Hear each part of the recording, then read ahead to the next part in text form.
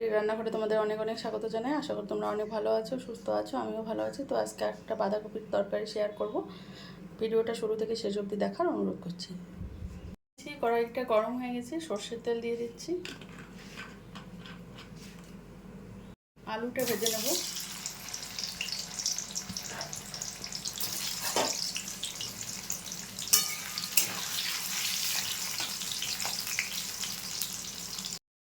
আলুটা ভাজা হয়ে গেছে, তুলে নিচ্ছি।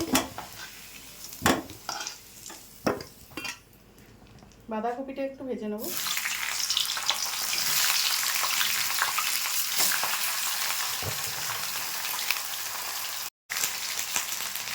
বাঁধাকপিটা ভাজা হয়ে গেছে, তুলে নিচ্ছি।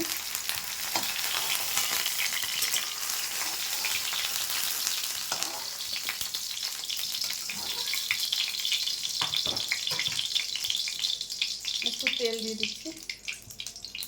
গোটা মশলা দিয়ে দিচ্ছি, এলাচ, দারচিনি আর লবঙ্গ। পেঁয়াজ কুচি দিয়ে দেবো।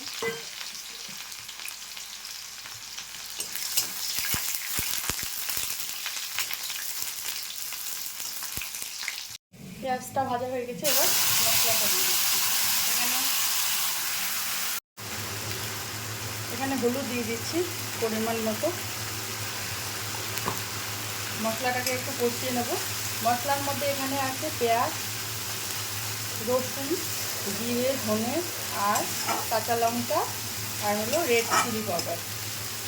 এটা দিয়ে একটা পেস্ট বানিয়ে নিয়েছিলাম, সেটাই দিয়েছিলাম।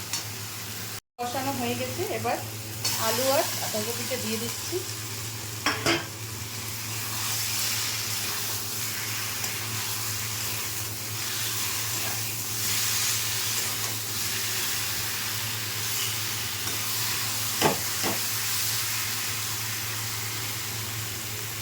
পরিমাণ মতো লবণ দিয়ে দেবো।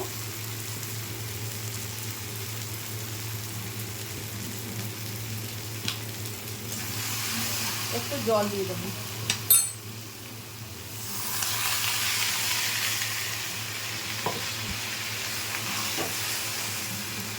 এটাকে একটু ঢাকা দিয়ে সেদ্ধ করে নেব।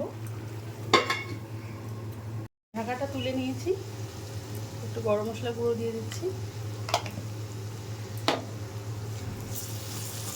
ভালো করে মিশিয়ে দেবো।